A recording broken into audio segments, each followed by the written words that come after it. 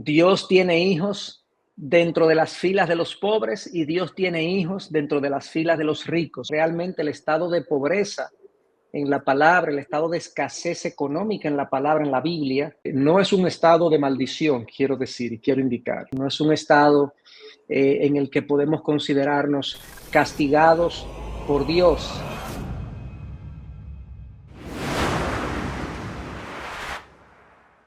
¿Has sentido que los retos económicos, los retos de las finanzas, te han llevado a de pronto dudar de cómo Dios obra en tu vida?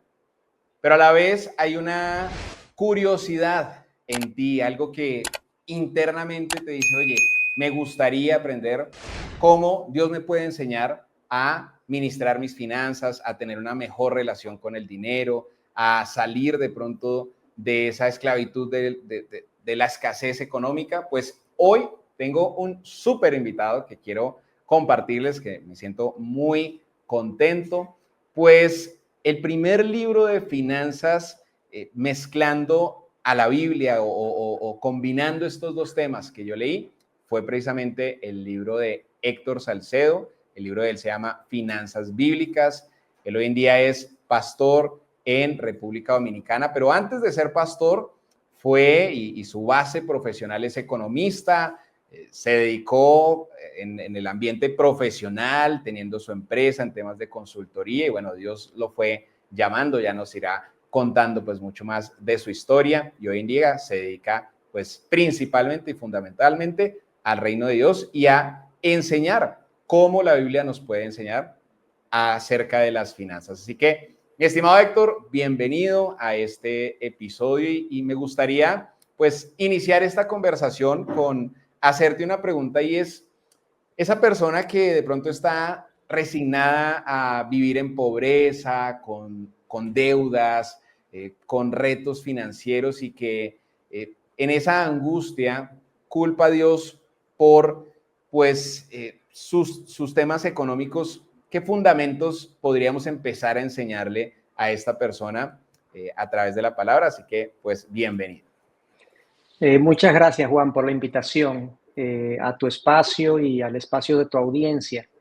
Y ojalá podamos en esta conversación, este intercambio, poder edificar a los que nos escuchan, poder traer luz, dirección a mucha gente, así como la Biblia y la sabiduría de Dios nos ha iluminado a nosotros, pues también poder ofrecer eso a los que nos escuchan. Así que gracias por la invitación.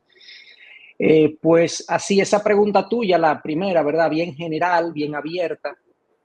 La realidad es que mucha gente vive en condiciones de escasez, de pobreza, podríamos decir, y quizás comenzar con una breve apreciación de ese estado que proviene de la palabra. Realmente el estado de pobreza en la palabra, el estado de escasez económica en la palabra, en la Biblia, no es un estado de maldición, quiero decir y quiero indicar. No es un estado en el que podemos considerarnos castigados por Dios o fuera del favor de Dios.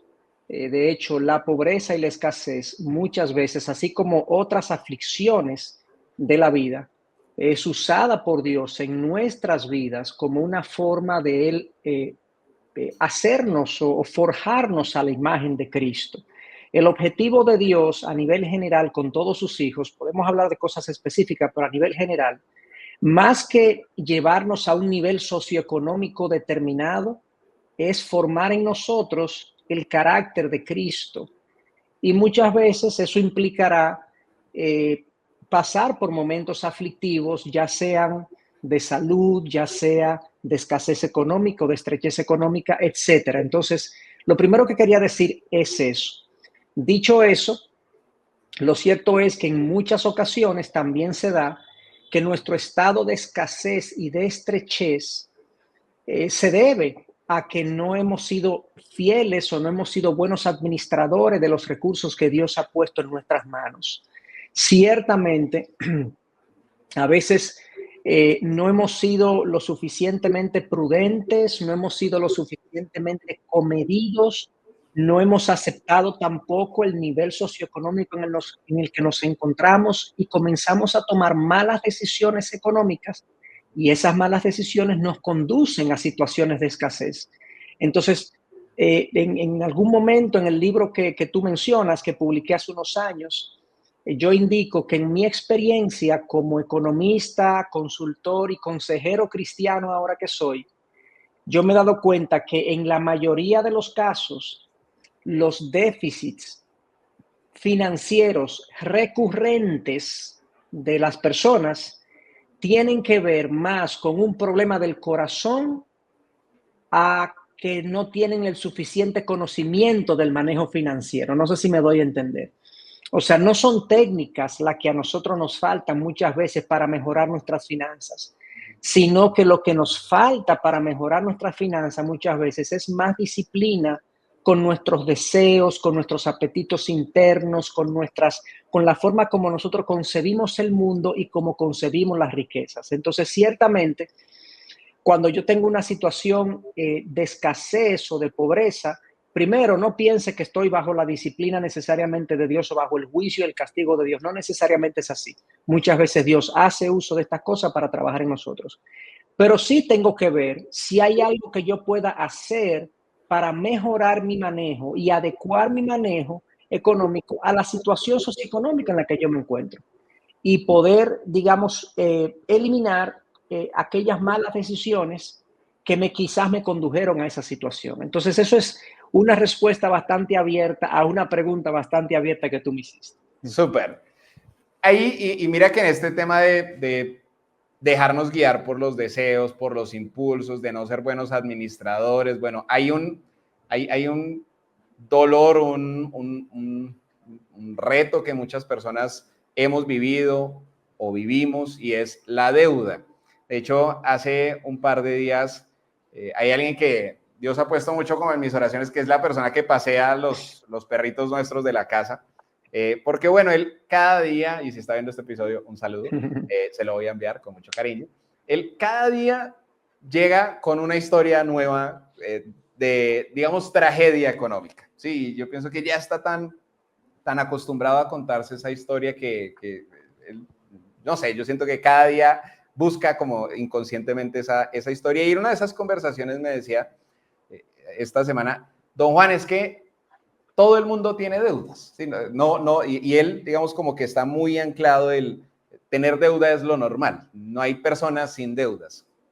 ¿Qué podríamos, digamos, ayudarle a, cómo podríamos empezar a abordar? Sé que pues podríamos hacer todo un episodio del tema de deudas, pero ¿por dónde empezar a cambiar y a entender qué nos dice la palabra en este sentido?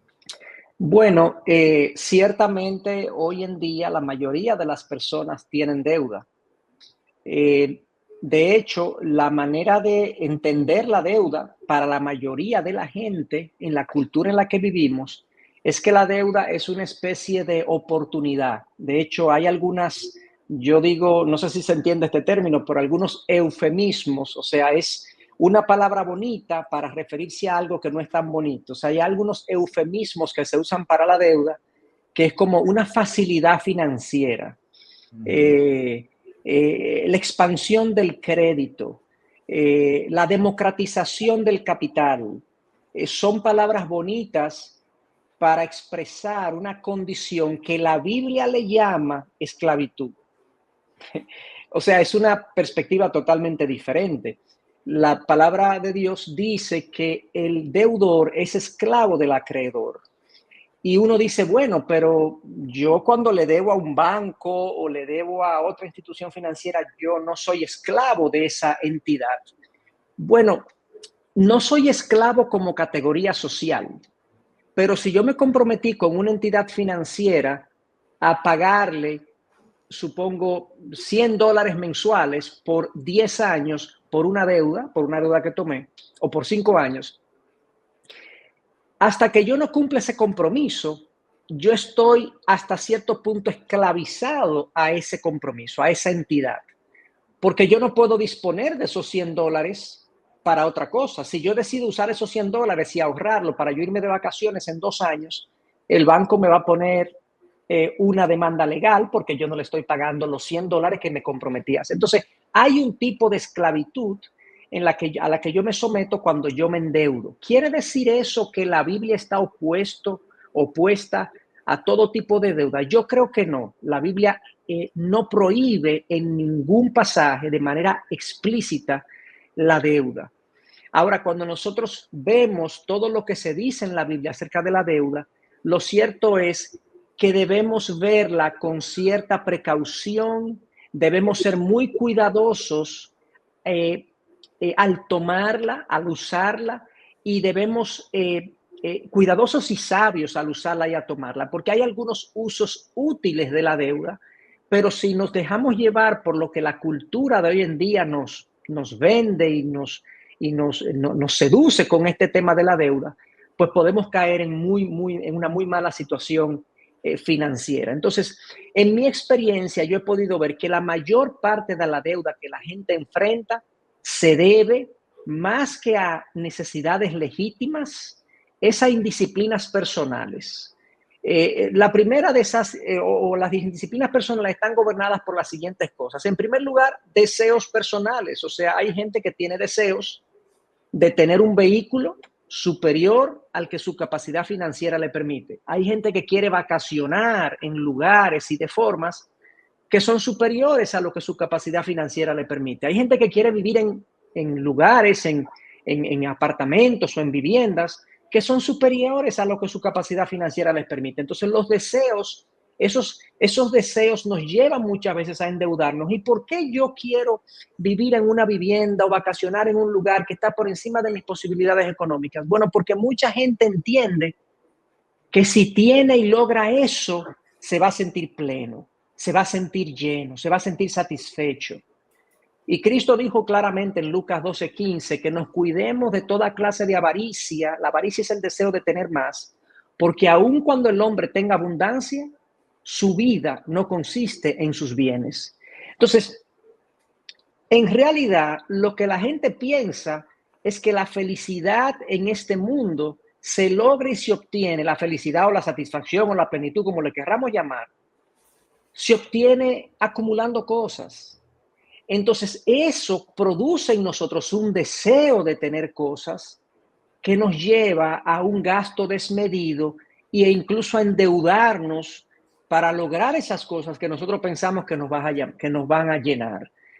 Ese deseo avaricioso de tener más, esa avaricia que es básicamente un deseo de tener más y más, la Biblia lo llama idolatría. Si nosotros fuéramos sensatos y humildes y vemos este deseo idolátrico en nosotros de tener más, de lograr más, de poner nuestra valía personal en las cosas materiales y nos arrepentimos de eso y acudimos al Dios verdadero en búsqueda de plenitud y satisfacción, nuestros deseos van a disminuir significativamente y el acudir a la deuda va a ser algo muy ocasional, de manera muy puntual. Entonces, en mi experiencia, la mayor parte de la deuda que la gente adquiere o donde la gente se involucra, tiene que ver con ese deseo desmedido por cosas materiales, porque la gente asocia satisfacción con posesiones. Y eso la Biblia dice, eso no es así. De hecho, Eclesiastés 5, en la traducción, la nueva traducción viviente, dice literalmente, qué estúpido es pensar que la felicidad está en las riquezas. Entonces, esa es la razón fundamental por la que mucha gente tiene problemas de deuda. Ahora bien, hay otras personas, un grupo, no puedo decir qué porcentaje porque no tengo un estudio a mano que lo indique, pero hay un porcentaje, yo diría, más pequeño de personas que por situaciones, vamos a llamarle desafortunadas en la vida, situaciones que estaban fuera de su control, ciertamente han tenido que incurrir en deudas y lamentablemente se han enredado en estos compromisos y no saben cómo salir de ellos. Entonces, esa es mi explicación. Yo creo que la deuda es una tentación, por así decirlo, una tentación a querer llenar nuestro corazón con cosas materiales. Pero si nosotros acudimos a Dios a llenar nuestro corazón de Él y nuestros deseos por lo material son reducidos, el acudir a la deuda va a ser de manera muy ocasional. Y quiero aquí agregar, permíteme extenderme un poquito más, Juan, en este sentido. Tranquilo. Porque dije que la palabra dice que el acreedor, perdón, el deudor es esclavo del acreedor, pero la palabra no prohíbe la deuda. Lo que dice es que si la tomamos debemos pagarla. El impío pide prestado y no paga, dice la palabra. El impío pide prestado y no paga, pero el justo pide prestado y paga. Entonces, ¿en qué condiciones una persona puede tomar deuda? ¿Bajo qué criterios puede una persona tomar deuda? Bueno, básicamente yo he categorizado la deuda en dos tipos: deudas legítimas y deudas ilegítimas. Las deudas ilegítimas es cuando yo me endeudo para comprar cosas que yo no necesito, básicamente. Y lo quiero dejar ahí para no dar una explicación muy larga que se le explique a la gente. Cuando tú acudes a la deuda para comprar un televisor, una nevera, una estufa, una vivienda, más allá de lo que tú realmente necesitas, o irte de vacaciones, algo que no es una necesidad como tal, o como dije, comprarte una vivienda que está por encima de tus posibilidades, pudiendo comprarte una que llene tus necesidades y que esté dentro de tus posibilidades. Cuando yo acudo a la deuda para obtener algo que yo no necesito, eso es una deuda ilegítima. Entonces, la deuda es legítima cuando yo acudo a ella para comprar cosas, adquirir cosas que son necesarias para mí. Una vivienda es absolutamente necesaria para una persona porque tiene que vivir en algún lado. O vive rentado o vive en una casa propia. Y la mayoría de las veces ninguno de nosotros tenemos para obtener una casa propia completa. Tenemos que endeudarnos. Ahora lo que tengo que ver es que yo adquiero una vivienda, que el préstamo que yo tome no me ponga tanta presión en mis finanzas, que yo entonces tienda al descuadre y al déficit, sino que yo lo haga de una manera muy comedida y yo me mantenga dentro de ciertos límites. Entonces, sí hay lugar para la deuda cuando yo estoy obteniendo cosas necesarias.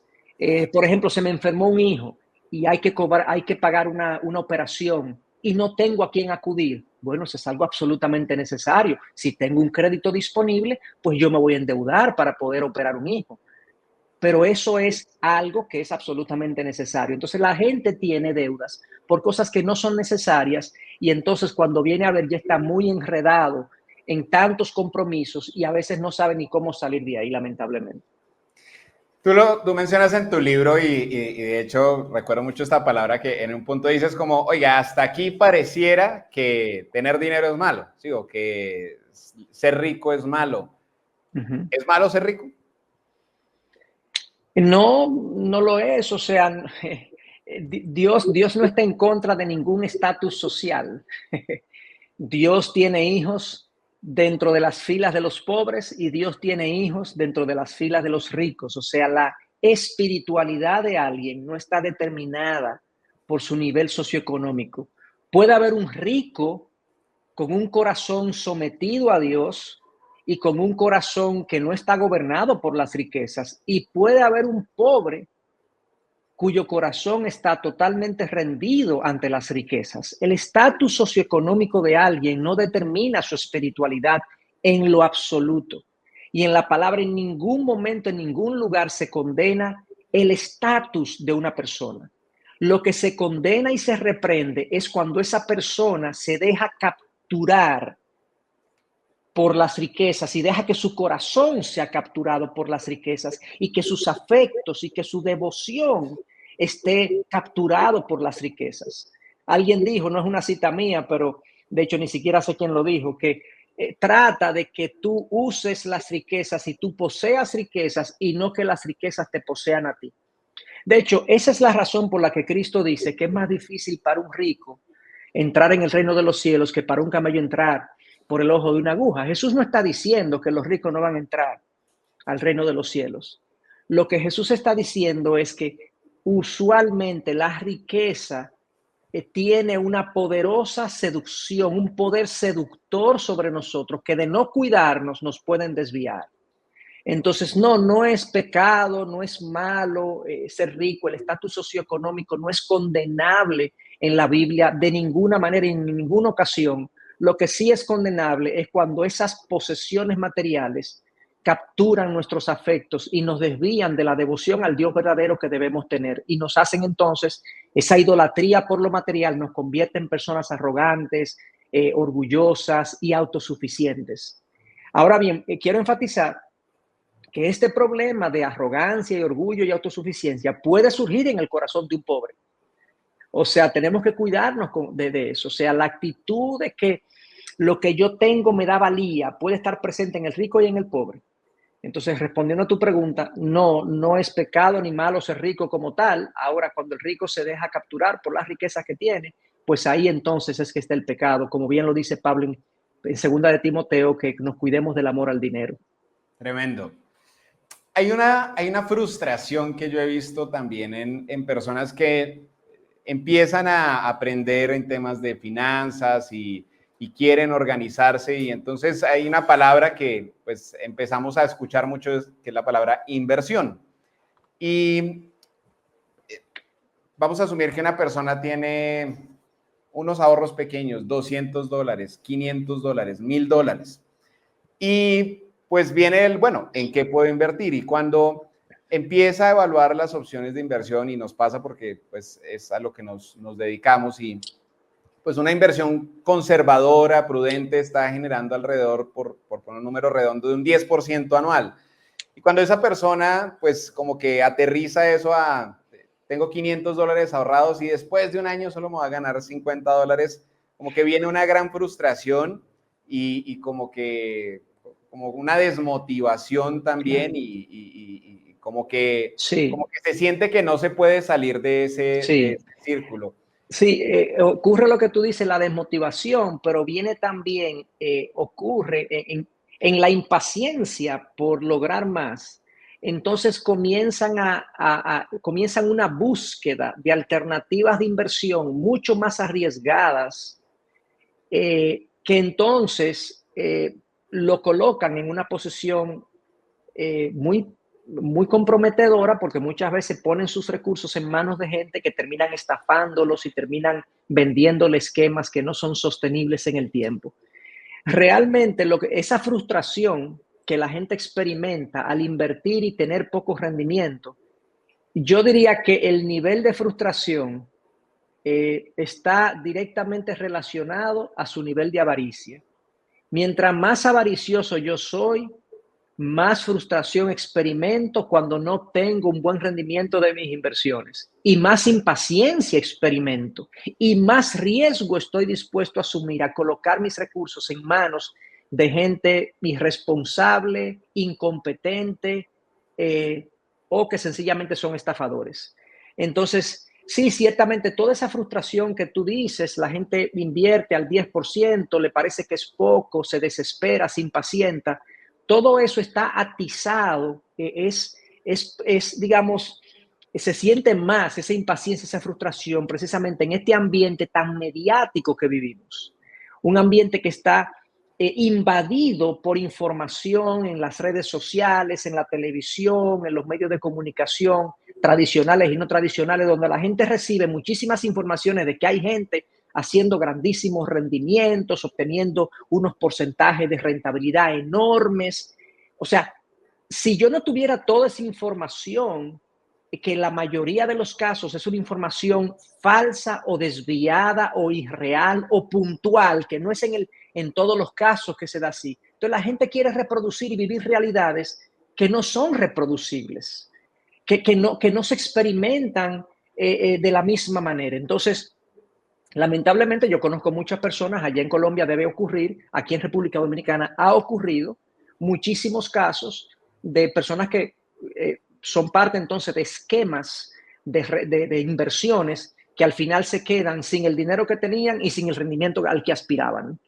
Entonces, las inversiones, yo diría que la manera más sana de verla es que, bueno, tienes que comenzar, aunque sea con poco, aunque sea con pocos recursos, a ahorrar poco a poco. En el tiempo, si tú eres disciplinado con ese ahorro, como yo llamo en mi libro, que el ahorro sea intencional, no residual, porque muchas veces dice la gente, bueno, yo quiero ahorrar $100, $200, $500 mensuales. Bueno, si me sobran los ahorros. Y yo planteo que no debe ser si te sobra, porque esperar a si te sobra ahorrar usualmente no te sobra. Lo que tienes que hacer es, yo quiero ahorrar esto, claro, dentro de tus posibilidades, yo quiero ahorrar esto, y proponerte, digamos, ponerlo delante en el presupuesto y no usar esos recursos para nada más. La disciplina es más segura que el alto rendimiento. Vuelvo y digo eso, la disciplina en mi ahorro y en mi inversión es más segura y promete más que el alto rendimiento. Los altos rendimientos usualmente están asociados a altos niveles de volatilidad. Todo instrumento financiero o activo que me prometa un alto rendimiento, y ahí incluyo Bitcoin, oro, o sea, monedas digitales, oro o activos volátiles, acciones, incluso los activos volátiles prometen más rentabilidad, pero no son tan seguras como el ahorro disciplinado en un activo de renta fija que me da un 10 sin volatilidad, vamos a llamarle así. En el tiempo yo voy a ver los resultados. Entonces mi estímulo y mi exhortación es que la gente comience a ahorrar de manera disciplinada, de manera intencional y acuda a instrumentos que tienen poca volatilidad para que esos rendimientos vayan, digamos, sumándose a otros rendimientos y poco a poco vayan disfrutando de lo que se conoce como el interés compuesto.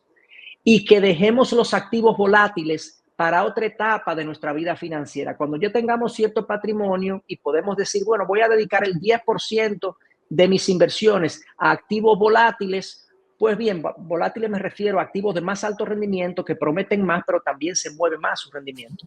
Entonces dedicamos un porcentaje. Yo recuerdo hace unos años, cuando estaba el Bitcoin pues subiendo mucho de precio, de valor, recuerdo que Elon Musk anunció que iba a invertir en Bitcoin y la gente se volvió loca y dijo, mira, Elon Musk, que es considerado una de las personas más brillantes de nuestra generación, va a invertir en Bitcoin y la gente comenzó a invertir en Bitcoin como loco. Pero cuando yo hablaba con varias personas y le decía, sí, pero ¿qué porcentaje del patrimonio de Elon Musk fue invertido en Bitcoin? En ese momento él anunció que invirtió 1.5 billones de dólares en Bitcoin.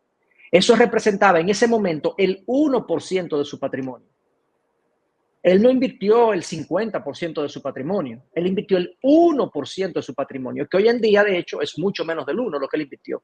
Entonces la gente comenzó a invertir el 50, el 60, el 70% de su patrimonio, siguiendo el ejemplo de Elon Musk, cuando Elon Musk lo que hizo fue que metió el 1%. Entonces, todas estas insensateces al final le pasan factura a la gente. Entonces, mi estímulo es ahorre intencionalmente, vete a una fuente o a un activo de rentabilidad con poca volatilidad o de renta fija, y luego que tú tengas cierto nivel de patrimonio, tú puedes explorar otros activos más volátiles, pero en un porcentaje pequeño. No vaya a ser que eso te absorba todo el rendimiento que lograste en 5, en 10 años. Tremendo, tremendo. Una de las maneras que los seres humanos aprendemos más fácil es por medio de historias. De pronto, ¿qué historias podemos encontrar en la Biblia de buenos administradores del dinero? ¿Qué historias recomendadas para alguien que quiera Sí. Sí, ahondar? bueno, una de las más famosas es la historia de José, cuando le tocó ser administrador del imperio egipcio, colocado y delegado por el emperador, por el faraón. Cuando el faraón vio una visión, tuvo un sueño de 7 vacas gordas y 7 vacas flacas, y eso es mundialmente famoso, incluso fuera del contexto cristiano. O sea, la gente conoce la historia de las vacas gordas y las vacas flacas. Pero algo interesante que mucha gente obvia en eso tiene muchas lecciones para el administrador de recursos. O sea, la primera lección es la planificación. O sea, lo primero que José hizo fue planificó qué vamos a hacer en los próximos 14 años. No necesariamente tiene que ser así en todos los casos, pero qué vamos a hacer en los próximos 14 años con los recursos que vamos a manejar. O sea, la planificación financiera tiene un valor enorme en nuestros desempeños, en nuestro rendimiento, en nuestra historia financiera. Eso es lo primero. Lo segundo es que una vez que planificó y puso en ejecución un plan, lo obedeció, se ciñó al plan. ¿Y por qué digo esto? Porque, de hecho, hay un estudio que recientemente estuve revisando de Latinoamérica y de las finanzas personales en Latinoamérica. Y en Latinoamérica, más o menos casi un 60% de la gente no hace presupuesto, ¿okay? No hace. Pero de los que lo hacen, un alto porcentaje, ahora no recuerdo cuál porque lo estoy citando de memoria, de los que lo hacen, hay un alto porcentaje que no lo obedece. Entonces, al final es como que no lo hiciera. Claro. Entonces, lo primero que aprendemos de José es que lo planificó su historia financiera. Número 2, lo ejecutó. Y un detalle importante que mucha gente no ve en esta historia es que él ahorró en el tiempo de vacas gordas para financiar los tiempos de vacas flacas. Usualmente, la gente hace lo contrario. En los tiempos de vacas gordas, la gente tira la casa por la ventana. Y en los tiempos de vacas flacas, la gente quiere ahorrar. Pero es al revés. O sea, cuando a ti te está yendo bien financieramente hablando, es cierto que tú puedes tener ciertas licencias para disfrutar de ciertas cosas. La palabra te da permiso para eso. Pero cuidado, que no necesariamente esa bonanza, esa abundancia de la que estás disfrutando, de la que Dios te está permitiendo disfrutar, va a ser perpetua. Entonces, en los tiempos de vacas flacas, hay que ser muy maduro, en los tiempos de vacas gordas, perdón, hay que ser muy maduro para resistir la tentación a llevar mi nivel de vida al límite que me permite mi abundancia. Cuidado con eso, es una imprudencia que en el tiempo de abundancia o en el tiempo de prosperidad yo opte por vivir a toda la capacidad que puedo, porque vendrán tiempos donde no será así y entonces no tendré recursos para financiar eso. Y eso, déjame decirte que eso se da mucho, eso se va a dar así en prácticamente, y yo diría el 98% de los mortales como nosotros. Nosotros tenemos 3 etapas financieras en la vida. La primera etapa es la etapa de la dependencia.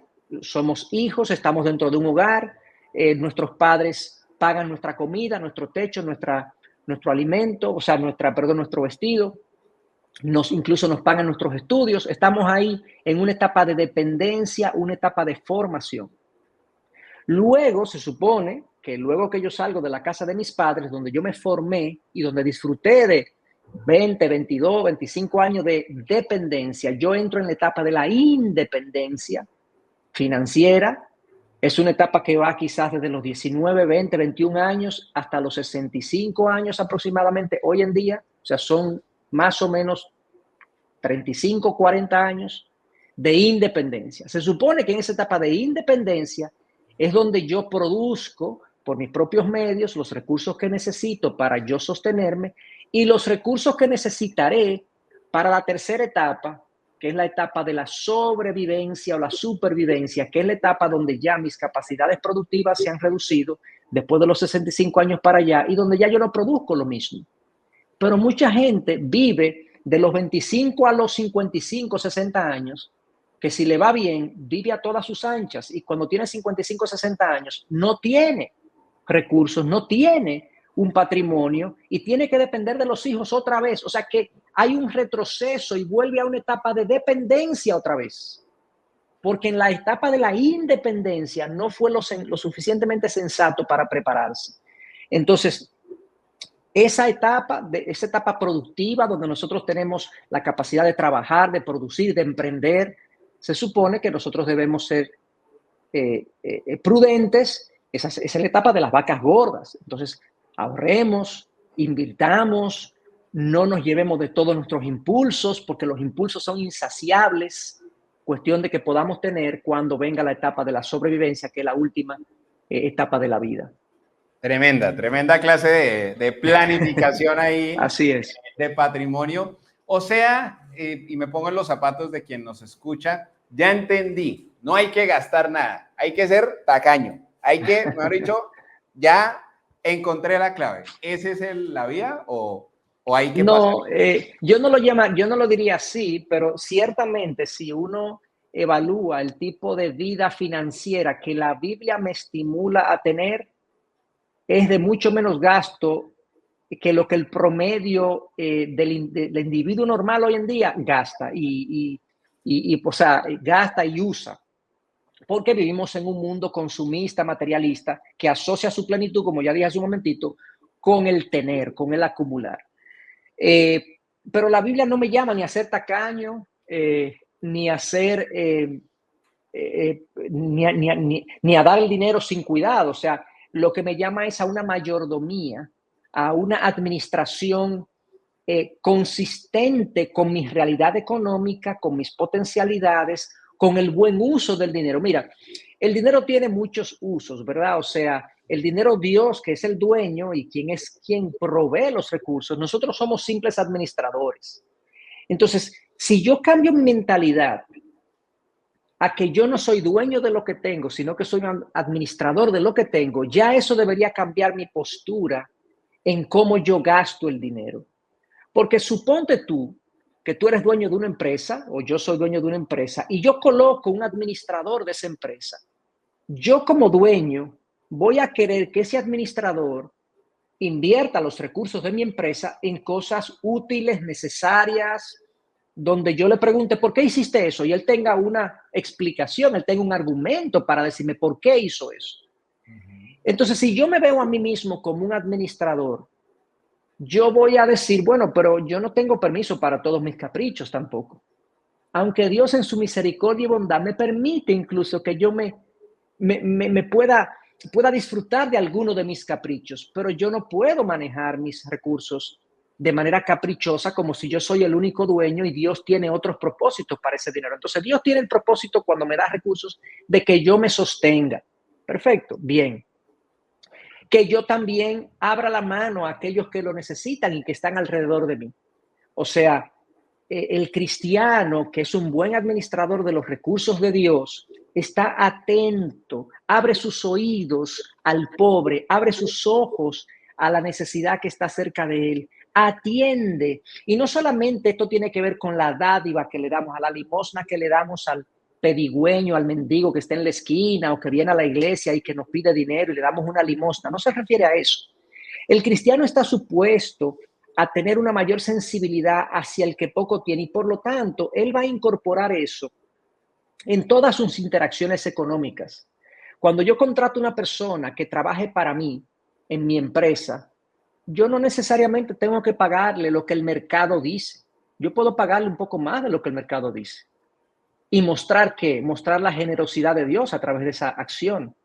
Si yo contrato una persona que trabaja conmigo en mi casa, que me ayuda en las tareas del hogar, yo puedo también tener una consideración y no necesariamente pagarle todo lo que el mundo le paga, todo lo que todo el mundo le paga, sino yo puedo pagarle más y yo puedo ser más generosa con esa persona, incluso estar atento si tiene una necesidad médica, si necesita una casa, si yo lo puedo hacer o contribuir, pues también estar atento a eso. O sea, la generosidad debe verse en todos mis tratos, en la forma como yo me conduzco, en todas mis transacciones, incluso en la manera como yo hago negocios. Cuando yo voy a comprar algo de alguien, un vehículo, una fruta en la calle, yo no me puedo aprovechar de la necesidad ajena. Si yo voy a comprar un vehículo usado y veo que esa persona tiene una gran necesidad para vender ese vehículo y yo la detecto, yo no debería ser no debería ser el que se aproveche de esa necesidad. Al contrario, mi criterio para hacer negocios debería ser, yo quiero hacer negocios de una manera justa. De hecho, yo quiero hacer negocios de tal manera que es el negocio que yo quisiera que hagan conmigo. Yo quiero comprarle al otro como yo quiero que me compren a mí, que me paguen un precio justo y que cuando el otro cierre un negocio conmigo diga, yo quiero volver a hacer negocio con Héctor Salcedo, porque es un hombre justo, es un hombre sensato. Entonces, nuestros criterios en nuestra conducción económica, cuando somos hijos de Dios y entendemos las posesiones de manera bíblica, es diferente.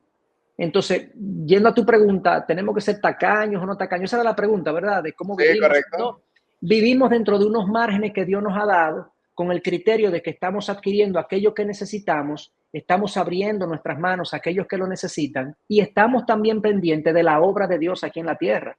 La obra de Dios necesita recursos. La iglesia, la obra misionera, yo estoy atento y pendiente de cómo yo puedo contribuir a todo lo que la obra de Dios pueda necesitar. A mí me ministra mucho. Hay una persona que es miembro de nuestra iglesia que ella no espera a que se le pida. ella constantemente está preguntándonos, pastores, ¿qué proyecto tienen en lo que yo puedo, en el que yo puedo contribuir? ¿Hay alguna necesidad de algún misionero, de algún pastor que yo pueda? Eso yo le llamo generosidad intencional. No es una generosidad reactiva, no es cuando se pide, sino que yo estoy buscando eso. Y eso es bíblico. De hecho, Pablo le decía a Timoteo en su segunda carta, a los ricos de este mundo, enséñales, oye, enséñales a que no pongan su esperanza en las riquezas y en la incertidumbre de las riquezas, sino que sean prontos a compartir. Pronto significa que estén atentos a dónde hay una necesidad para atender esa necesidad. Entonces, eso es parte del llamado de Dios para nosotros. Es lo que se supone que nosotros como administradores también debemos considerar. Y no solamente los recursos que se nos dan es para nosotros disfrutarlo nosotros, ¿no? Es también para abrir las manos y contribuir con lo que Dios está haciendo, contribuir con aquello necesitado que Dios pone alrededor de nosotros. Y dicho sea de paso, una de las mejores maneras de comunicar las virtudes de Dios en este mundo es precisamente compartiendo lo que tenemos. Súper, súper, súper. Yo voy tomando notas aquí Claro, como estudiante y estoy aprendiendo y sé que quien nos está viendo está aprendiendo un montón. Si es así, dele ahí un like al video si le está gustando. ¿Qué buenos consejos podemos darle a los dueños de negocio, a los emprendedores, a los que generan empleo, a los que de cierta manera nos ponemos esa mochila al hombro de crear empresa? ¿Cómo podemos agradar a Dios con nuestros negocios, con nuestras empresas, Héctor? Bueno, lo primero es que ahora mismo está, yo no sé si el término a usar es de moda, pero está muy extendido el término de emprendedurismo o emprendimiento, ¿verdad? La gente quiere emprender, hay un deseo de la gente ser dueño de su propio destino, como dicen. Y dicho sea de paso, muchos de los emprendimientos en ocasiones yo diría que están mal motivados. No digo todos, ni siquiera me atrevo a decir la mayoría, pero hay muchos emprendimientos que están mal motivados. Motivados por una reacción adversa a la experiencia que yo he tenido en una determinada empresa, con un determinado jefe o supervisor, y pues la gente termina cansándose, la gente termina hastiada del ambiente corporativo, del ambiente empresarial, y lo que quiere es emprender. Y yo diría, revisa bien tus motivaciones, porque no necesariamente esa es la mejor motivación. O sea, emprender tiene sus retos y desafíos. Es difícil emprender, es difícil ser independiente. Y eso no es Dios no lo tiene para todo el mundo. O sea, hay gente que tiene los dones y talentos para emprender, pero hay gente que Dios lo quiere trabajando bajo un supervisor, bajo una supervisión, y trabaja mucho mejor. Eso es lo primero que yo diría. Lo segundo es que cuando uno emprende, tratemos de traer algo diferenciador a lo que vamos a hacer.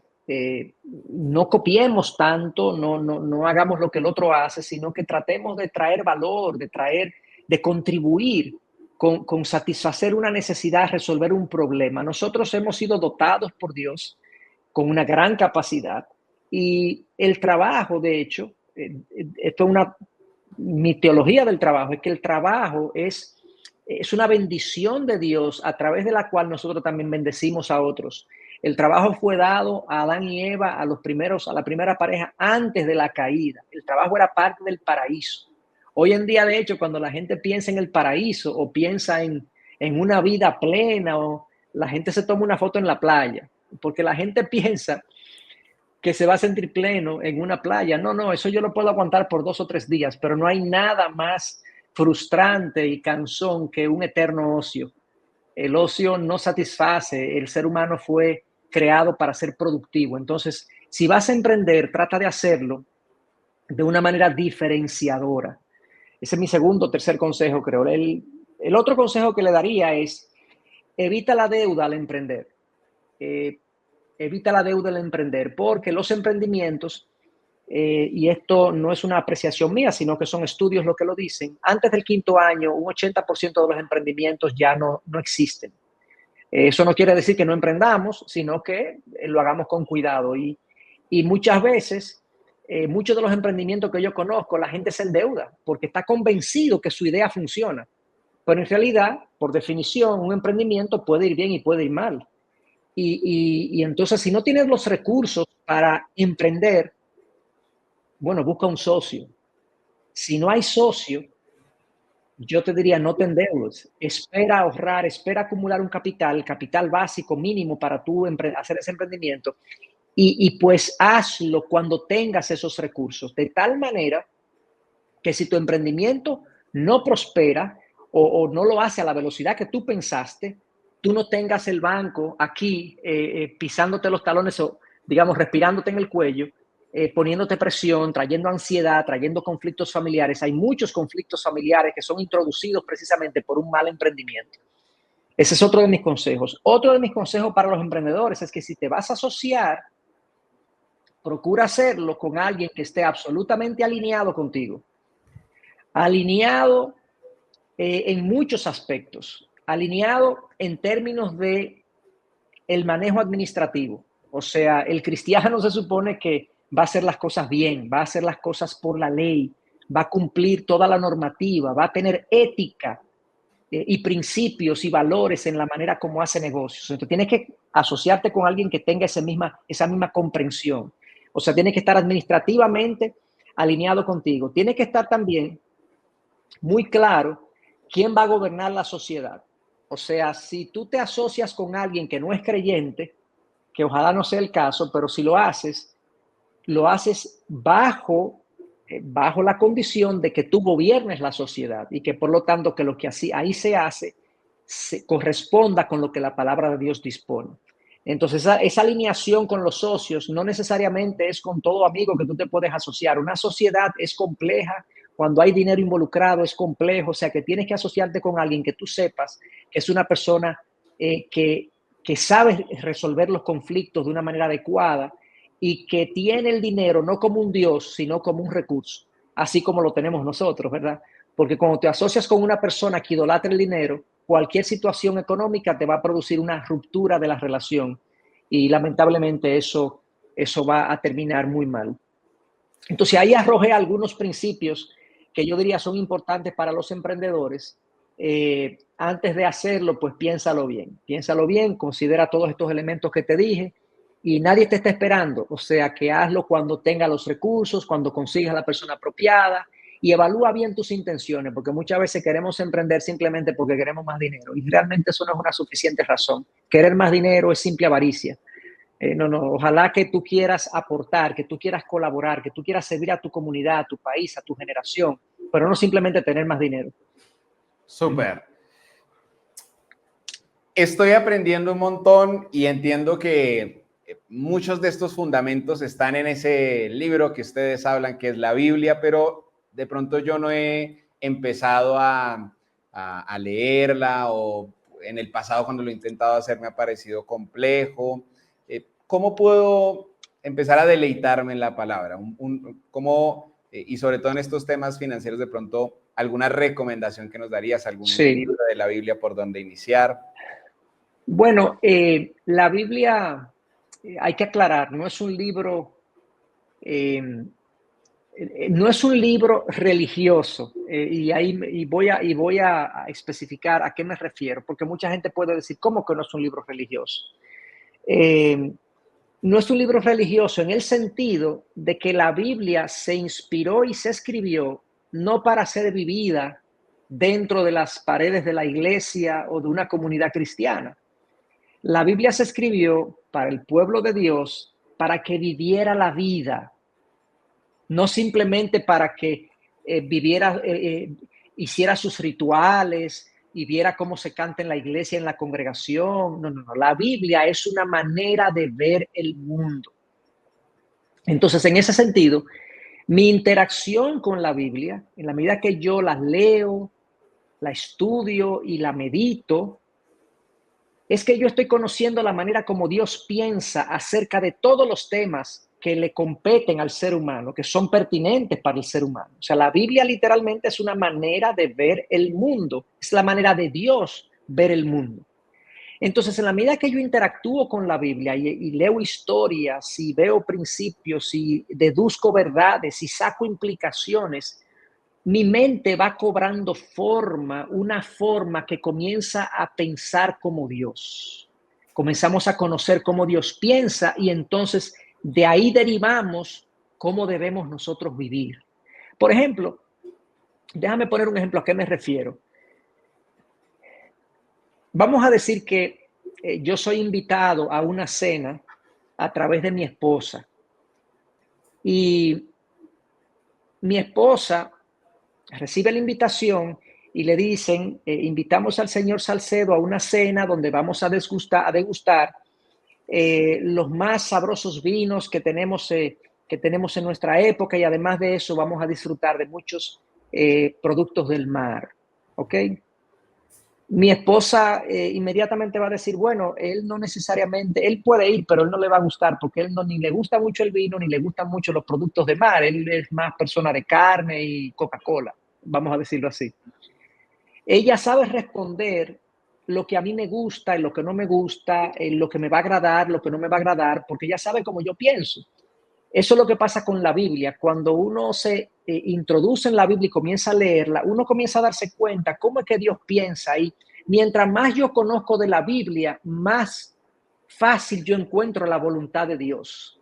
Hay mucha gente que quiere que Dios les revele su voluntad, que Dios les diga, Señor, ¿qué tú quieres que yo haga con esta decisión? ¿Me voy de mi empleo o no me voy de mi empleo? ¿Tú quieres que yo me mude de país o no, de iglesia o no? ¿Con quién me caso, con quién no me caso? ¿Invierto o no? Pero en la medida que yo leo la Biblia ahí y me sumerjo en ella, va a ser más fácil para mí deducir lo que Dios quiere que yo haga, porque lo voy conociendo.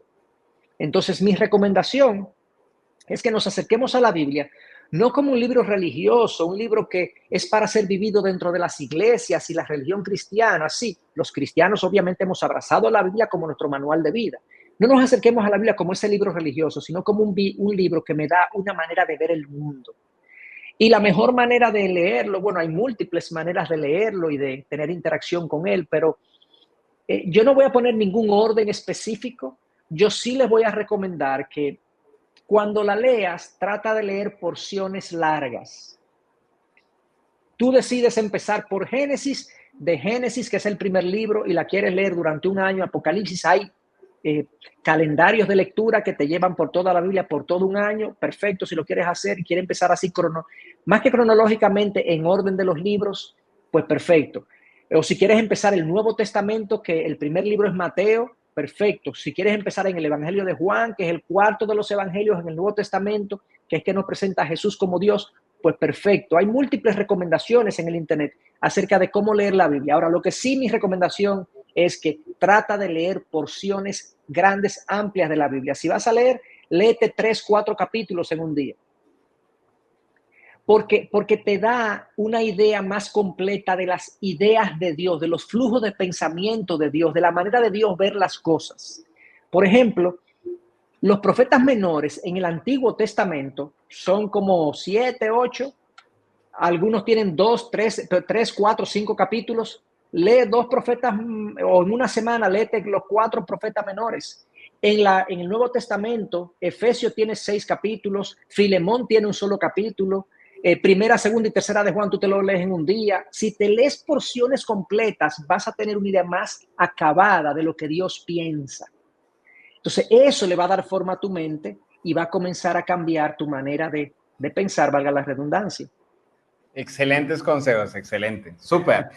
Pues para ir finalizando y antes de ir finalizando, yo les invito a que lean el libro Finanzas Bíblicas de Héctor Salcedo. En verdad que me lo he deleitado ya 2 veces y se los súper recomiendo. También están en Audible, en audiolibro. Sí. Ahí me ha parecido también muy, muy chévere ese formato. Y lo que quisiera preguntarte es, ¿qué mensaje le darías a alguien que de pronto no tiene una esperanza financiera en este momento y que además se siente lejos de Dios, que de pronto si le preguntamos cómo está su relación con Dios, la respuesta sería a veces bien, a veces mal?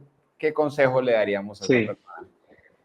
Bueno, realmente, comenzando por lo último que preguntas, o sea, una persona que siente que su relación con Dios o no existe o es distante o fría, el mensaje es uno y es el mensaje que Cristo vino a predicar. O sea, Cristo vino aquí a traer buenas noticias. El evangelio, de hecho, la palabra evangelio significa buenas nuevas. Y la buena nueva es que nosotros como seres humanos, lamentablemente, hemos pecado contra Dios. Todos los seres humanos, dice la palabra, Romanos 3:23, dice que todos hemos pecado y hemos sido destituidos de la gloria de Dios. No hay ningún ser humano con el nivel de perfección requerido para estar en la presencia de Dios. Ninguno de nosotros merece la presencia de Dios o merece el favor de Dios o la gracia o la misericordia de Dios. Lo que recibimos por producto de nuestro pecado debería ser juicio y condenación. Y eso la Biblia es clara en eso. Todos estamos en esa condición. Pero Jesús es el camino, la verdad y la vida. Nadie va al Padre si no es por Él. Eso lo dijo Él en Juan 14:6. Entonces yo debo acudir a Jesús, a Cristo, que vino y pagó la deuda que yo tenía que pagarle a Dios y me ha abierto un camino. Me ha dado una posibilidad de yo acercarme a Dios por medio del perdón y la redención que Él compró en la cruz del Calvario.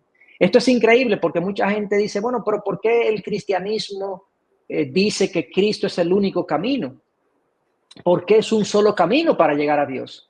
Y es la arrogancia del hombre que dice eso, porque lo que deberíamos decir es, oh, gracias a Dios que hay un camino. Hay un camino que Dios nos ha dejado a través del cual podemos llegar a Dios y ese camino es Cristo, quien vivió una vida perfecta, murió en la cruz, pagó por mis pecados y resucitó, lo cual es una garantía de que Dios aceptó su sacrificio. Entonces, si alguien se siente lejos de Dios, la manera más sencilla para acercarte a Dios no es leyendo la Biblia todos los días, orando, no, es arrepintiéndote de tus pecados y pidiéndole a Dios en tu habitación de manera privada, Señor, perdóname. Cristo, gracias por tu sacrificio, límpiame de mis pecados, hazme un hijo tuyo, ayúdame a caminar contigo. Y esa persona entonces que vaya y se congregue en una comunidad donde se enseñe la palabra. Esa es la manera de acercarse a Dios, arrepintiéndonos y pidiéndole al Señor que sea nuestro Señor y nuestro Redentor.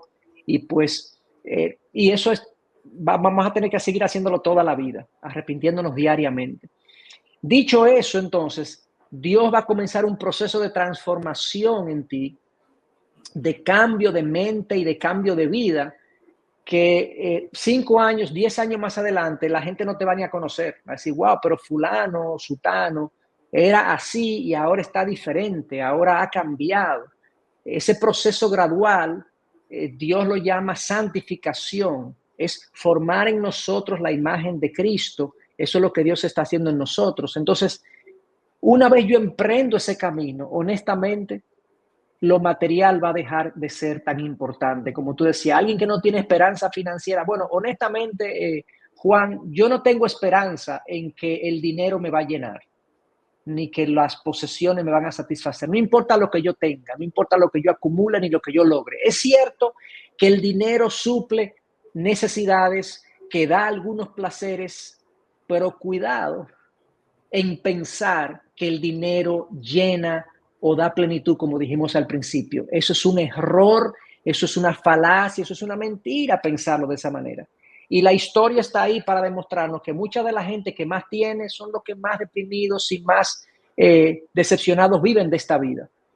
Entonces, cuando yo comience a caminar con Dios, el dinero tomará su lugar, tendrá un lugar secundario en mi vida, necesario pero secundario. Y entonces yo veré las posesiones de otra forma, me relacionaré con ellas de otra forma, mis afectos hacia el dinero serán otros y yo no tendré tanto apetito por lo material. Ya eso pasará a un nivel secundario y Dios me dará la sabiduría entonces para conducirme de otra manera. ¡Wow! Tremendo, tremendo. Te agradezco infinitamente. Quiero decirles que esta entrevista llevábamos buscándola de cierta manera hace algún tiempo y me alegra mucho que se haya podido dar. En verdad que te agradezco mucho. Cuéntanos de pronto dónde las personas que quieran seguirte, que quieran de pronto seguir tus enseñanzas, dónde pueden Sí. de cierta manera estar informadas con tus enseñanzas. Sí, bueno, yo como creo que mencionaste al principio, soy pastor en República Dominicana, en la Iglesia Bautista Internacional. El sitio web es www.laibi.org. La mayoría de mis enseñanzas están ahí. No tengo redes sociales personales intensas, o sea, tengo una porque lo debo tener por los libros que he publicado, que uno es Finanzas Bíblicas, otro es Crianza Bíblica, pero mi Instagram es @HéctorSalcedoLibre, @HéctorSalcedoLibre, es fácil de encontrar. Y pues sí, en la IBI pueden encontrar la mayor cantidad de material que hemos enseñado, no solamente de este tema de finanzas, sino de muchísimos otros temas que son relevantes para nuestra vida. Maravilloso.